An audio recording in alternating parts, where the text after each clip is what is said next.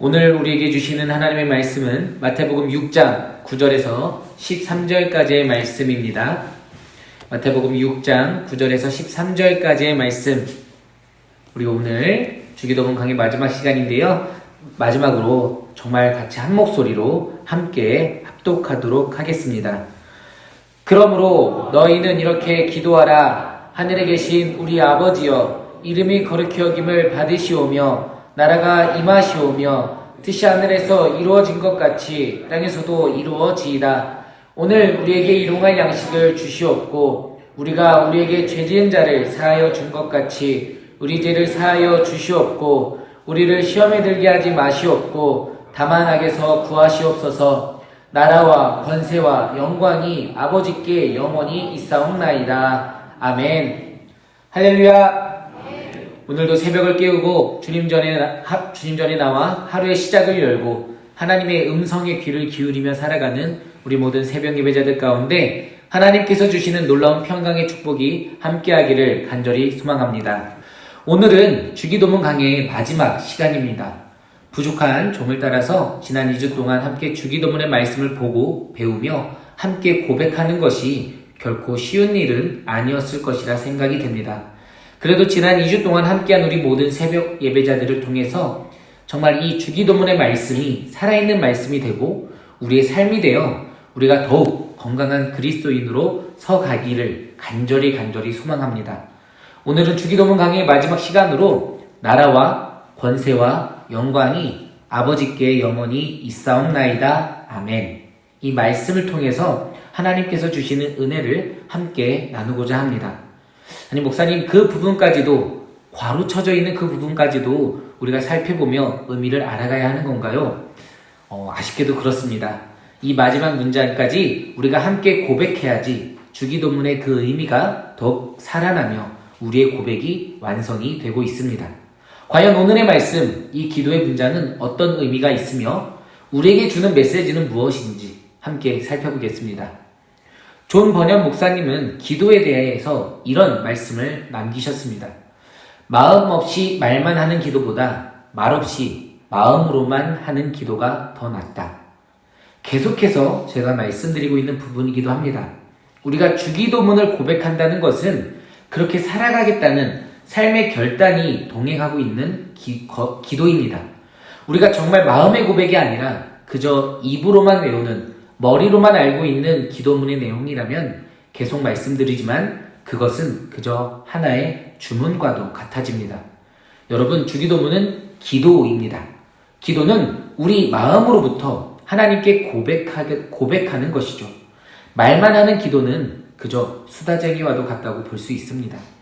그리고 그렇게 마음 없이 기도할 바에는 그저 말 없이 마음으로 하는 기도가 더 낫다고 존 번연 목사님은 말하고 있는 것이죠. 여러분, 오늘 우리가 함께 살펴볼 마지막 주기도문의 강구가 바로 이와 관련이 있습니다. 정말 이제 마지막으로 다시 한 번 더 하나님 앞에 결단하고 하나님 앞에 우리의 존재를 확인하고 고백하는 강구의 내용이기 때문입니다.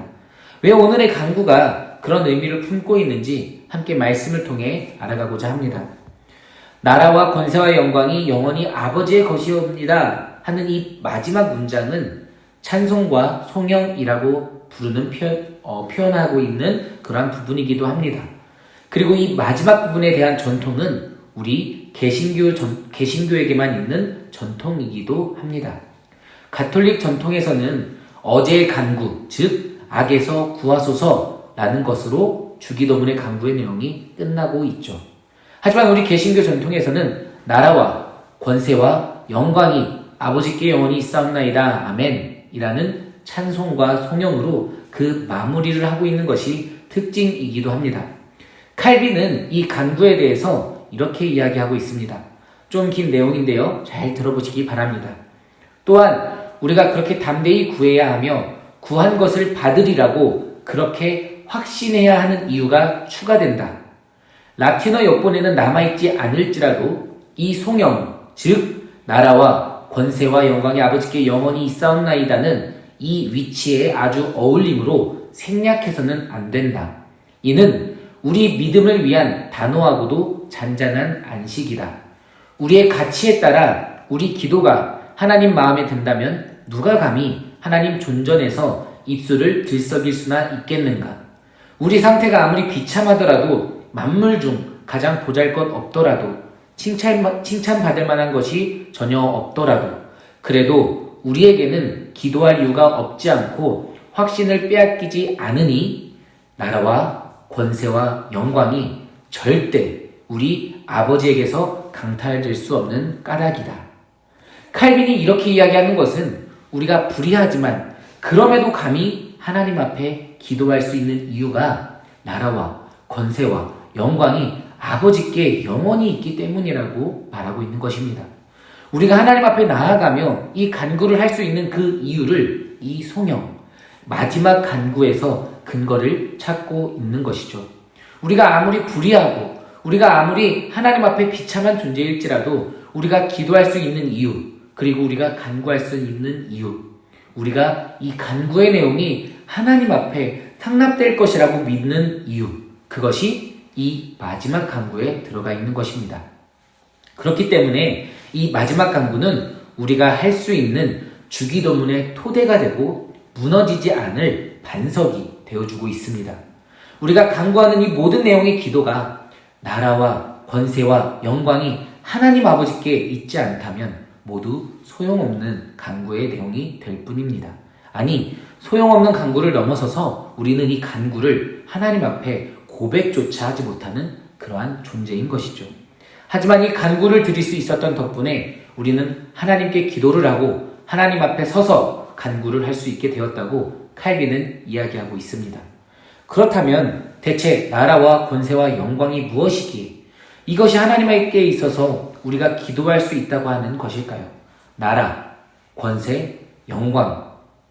단어들이 심상치 않은 분위기도 우리에게 전해줍니다. 맞습니다. 이 단어들은 왕에게 고백할 때 사용하는 단어들이기도 했습니다. 우리가 이 고백을 한다는 것은 앞에서 강구했던 하나님 나라가 임하옵시며를 떠올리기도 합니다. 이 고백을 하는 순간 우리는 하나님 나라의 백성으로서 그리고 충성된 군인으로서 살아가겠다는 그 결단이 포함된 것입니다. 하나님의 나라는 어떤 나라입니까? 누가복음 1장 46절 이하의 말씀은 마리아의 찬가라고도 불리우는 말씀입니다. 그 말씀은 보면 이렇게 기록하고 있습니다.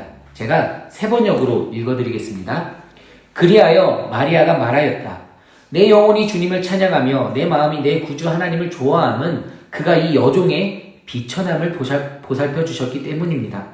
이제부터는 모든 세대가 나를 행복하다 할 것입니다. 힘센 분이 나에게 큰 일을 하셨기 때문입니다.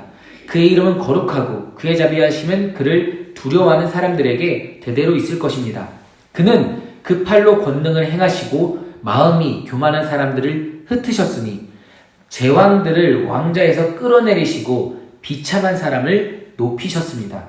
줄인 사람들을 좋은 것으로 배부르게 하시고 부한 사람들을 빈손으로 떠나보내셨습니다. 여러분, 마리아가 고백하는 이 뒷부분의 내용들을 다시 한 번 더 떠올려 보시기 바랍니다. 제왕들을 왕자에서 끌어내리셨습니다. 그리고 비천한 사람을 높이셨죠. 이 세상 나라의 질서와는 다른 그 하나님의 나라와 하나님의 질서를 세울 것이라고 마리아는 고백하고 있습니다. 그렇기 때문에 베들레헴에서 한 아이가 태어나 울음을 터뜨렸을 때 이 세상의 권세 헤롯은 자신의 자리가 두려워 긴장하고 결국 아이들을 죽이는 일까지도 서슴지 않았습니다. 우리가 고백하는 간구, 우리가 고백하는 세상은 때로는 이처럼 위험을 우리에게 가져다 주기도 합니다. 나라와 권세와 영광이 하나님 아버지께 있다고 고백하는 순간 우리는 이미 이 세상 나라와 이 질서로부터 다른 나라, 다른 질서를 따르겠다고 고백하는 것이기 때문입니다. 우리가 모두 알고 있듯이 예수님께서는 이 세상 나라와 권세와 영광을 모두 거부하셨습니다. 마귀가 예수님을 시험할 때 예수님께서는 그 마귀에게서 오는 권세와 나라와 영광을 모두 거부하고 하나님의 나라와 하나님의 영광과 하나님의 권세만을 따르기를 선포하셨습니다. 그리고 예수님께서 행하신 그 나라의 모습은 무엇입니까? 배고픈 자를 먹이시고 소외된 자에게 찾아가 친구가 되어주시며 아픈 자를 치유하셨습니다. 눈먼 자에게 보게 함을, 얽매인 자에게 자유함을 선포하셨습니다. 그리고 기꺼이 그 십자가의 길을 걸어가셨습니다. 그 죽음과 희생의 길, 그리고 부활의 길을 걸어가셨습니다. 순종의 길을 걸어가셨죠. 그렇게 우리에게 나라와 권세와 영광의 새로운 정의를 보여주셨습니다. 빌립보서 2장 5절에서 11절까지의 말씀입니다. 너희 안에 이 마음을 품으라. 곧 그리스도 예수의 마음이니 그는 근본 하나님의 본체시나 하나님과 동등됨을 취할 것으로 여기지 아니하시고 오히려 자기를 비워 종의 형체를 가지사 사람들과 같이 되셨고 사람의 모양으로 나타나사 자기를 낮추시고 죽기까지 복종하셨으니 곧 십자가에 죽으심이라. 이러므로 하나님이 그를 지극히 높여 모든 이름 위에 뛰어난 이름을 주사 하늘에 있는 자들과 땅에 있는 자들과 땅 아래에 있는 자들로 모든 무릎을 예수의 이름에 꿇게 하시고 모든 입으로 예수 그리스도를 주라 시인하여 하나님 아버지께 영광을 돌리게 하셨느니라. 어떻게 영광을 돌리게 하셨습니까? 십자가의 길에 순종하심으로 그 길을 걸어가심으로 영광을 하나님 앞에 돌렸습니다. 근본 하나님의 본체셨던 분이 지극히 낮은 인간의 몸으로 이 땅 가운데 오신 것으로 모자라서 우리를 위해 죽기까지 하신 그 십자가의 사랑이 이 세상의 모든 권세를 무릎 꿇게 하고 영광의 참된 의미를 우리에게 깨닫게 하셨습니다. 하나님 나라의 질서, 하나님 나라의 영광을 우리에게 보이셨죠. 요한복음을 흔히 영광의 책이라고 표현하기도 합니다. 하지만 요한복음에 나오는 그 영광은 무슨 영광입니까? 그 영광은 십자가입니다. 하나님 나라의 영광은 보좌와 물질, 무력이 아니죠. 십자가입니다. 피 흘리는 그 십자가가 한 나라의 영광이라고 우리에게 말씀해주고 있는 것이 요한복음의 책입니다. 이 땅 가운데 이 기도의 내용대로 살아가기 위해 많은 사람들이 순교의 피를 흘렸습니다. 그 나라의 영광을 위해 그 길을 실제로 걸어갔던 분들이 있다는 것이죠. 여러분은 그 나라의 영광을 위해서 살아가시겠습니까? 우리가 그 나라와 영광과 권세가 아버지께 있다고 고백하는 것, 그 고백의 순간 우리는 이미 그렇게 살아가겠다고 결단하고 있는 것입니다. 주기도문의 무게가 이제는 조금 더 여러분들에게 다가오십니까? 또한 우리는 이렇게 고백합니다. 나라와 권세와 영광이 영원히 아버지의 것이라고 말이죠. 영원이라는 것은 지금도 포함하고 있는 단어입니다. 여러분, 우리는 이미 하나님 나라의 임재를 맛보며 살아가는 그리스도인입니다. 언제 맛볼 수 있을까요? 성찬에 참여함으로, 그리고 예배에 참여함으로 우리는 그 하나님 나라의 비밀을, 하나님 나라의 임재를 맛보고 있습니다. 성찬에 참여하고 예배에 참여함으로 우리는 주님의 평화를 말하며 우리 주변의 성도님들에게 주님의 평화를 빕니다. 그 순간 우리 주변의 모든 성도님들은 하나님 안에서 우리의 형제 자매가 됩니다. 그리고 그 가운데서 우리는 하나님 나라의 평화를 누릴 수 있게 되죠. 세상이 누리는 평화와는 다른 평화입니다. 하지만 우리가 살아가고 있는 이 세상 가운데 아직 하나님의 나라가 온전히 임한 것은 아닙니다. 우리가 앞으로 계속해서 기다려야 할 나라이기도 합니다. 여전히 이 세상 속에는 악이 존재하고 고통이 존재합니다. 지금 우리는 그 하나님 나라가 임할 때를 위하여 함께 달려갈 길을 달려가고 있는 그리스도인입니다. 예수 그리스도께서 먼저 그 길을 걸어가셨고 부활하심으로 그 승리의 영광을 우리에게 맛보게 하셨습니다. 그러므로 우리는 이 길을 인내함으로 담대함으로 걸어갈 수 있게 된 것이죠. 요한계시록 21장 1절에서 4절은 이렇게 기록하고 있습니다. 또 내가 새 하늘과 새 땅을 보니 처음 하늘과 처음 땅이 없어졌고 바다도 다시 있지 않더라. 또 내가 보니 거룩한 성 새 예루살렘이 하나님께로부터 하늘에서 내려오니 그 준비한 것이 신부가 남편을 위하여 단장한 것 같더라. 내가 들으니 보좌에서 큰 음성이 나서 이르되 보라, 하나님의 장막이 사람들과 함께 있음에 하나님이 그들과 함께 계시리니 그들은 하나님의 백성이 되고 친히 그들과 함께 계셔서 모든 눈물을 그 눈에서 닦아주시니 다시는 사망이 없고 애통하는 것이나 곡하는 것이나 아픈 것이 다시 있지 아니하리니 처음 것들이 다 지나갔음이러라. 예수 그리스도께서 이 땅 가운데 다시 오시는 그때, 그날 하나님의 나라가 온전히 임하고 완성되는 그때, 우리는 영광 중에 계신 하나님과 함께하게 될 것이라는 약속의 소망을 품고 나라와 권세와 영광이 영원히 아버지께 있사옵나이다 고백을 하며 하나님 나라의 방법대로, 하나님 나라의 질서대로 이 땅의 질서와 방법과는 다른 모습으로 살아가야 할 것입니다. 그리고 우리는 마지막에 아멘 함으로 그 모든 것에 최종 서명을 하게 됩니다. 그리스도인들이 제일 많이 하는 단어 중에 몇 가지를 뽑으라면 아버지, 주여, 그리고 아멘일 것입니다. 아직도 잊혀지지 않는 것이 어릴 적 교회 차에 타던 권사님들이 타실 때마다 항상 아이고 주여, 아이고 아버지 하면서 타시던 기억이 납니다. 오늘 지금 우리가 살펴볼 것은 아멘이라는 단어이죠. 그만큼 우리가 많이 사용하고 있는 단어입니다. 그리고 우리가 흔히 알고 있듯이 이 단어는 동의합니다 라는 뜻을 갖고 있다고 알고 있죠. 그런데 요한계시록 3장 14절의 말씀을 보면 이렇게 기록하고 있는 것을 찾아볼 수 있습니다.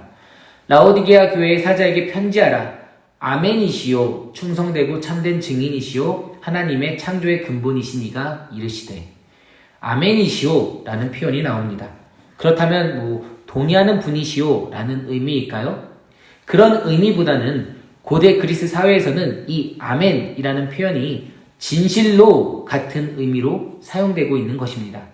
주님의 참됨에 대해서 의문의 여지가 없는 진실이다, 사실이다 라는 선언이죠. 그러니까 우리가 아멘이라고 고백하게 될 때에는 그러므로 그러합니다. 그것이 사실입니다. 그러므로 꼭 그렇게 될 것입니다. 틀림없이 그렇게 될 것입니다. 라는 소망의 단어이기도 하며 다짐의 단어이기도 합니다. 후스토 곤잘레스는 이에 대해서 이렇게 말하고 있습니다. 우리가 주기도문을 아멘으로 끝낸다는 것은 우리 기도의 대상이신 이 아버지는 나라와 권세와 영광을 영원히 소유하시는 바로 그분이라는 지식의 바탕을 둔 흔들림 없는 소망을 표현하는 것이다. 또한 아멘이라고 한다는 것은 정말 그렇다고 확신하기에 우리가 그 일에 헌신한다는 뜻이기도 하다라고 말이죠. 마치 우리가 법적 서류에 우리의 이름을 서명하는 것과도 같은 의미라고 이야기하고 있는 것입니다. 우리가 이번 명량운동회 때에도 선서를 했습니다. 그리고 마지막에 몇 월 며칠 누구누구라고까지 이렇게 보통 선서를 하죠. 그렇게 선서를 한다는 것은 그 선서한 내용대로 행동하겠다는 결단을 보여주는 것입니다. 여러분, 우리의 주기도문의 내용을 돌아보면서 우리가 어떻게 살아가겠다고 했는지 그 다짐을 다시 한 번 더 확인해 볼까요? 우리는 이름이 거룩히 여김을 받으시오며 라고 고백했습니다. 그럼으로써 하나님을 거룩하게 하고 영화롭게 하는 방식으로 행동하겠다고 다짐하고 우리가 하나님의 거룩한 성품에 참여하겠다고 다짐했습니다. 우리는 나라가 임하시오며 라고 간구했습니다. 그럼으로써 하나님 나라의 가치에 따라 살겠다고 다짐했죠. 우리는 뜻이 하늘에서 이루어진 것 같이 땅에서도 이루어지이다 라고 고백했습니다. 그럼으로써 우리의 뜻보다 하나님의 뜻을 앞세우겠다고 다짐했습니다.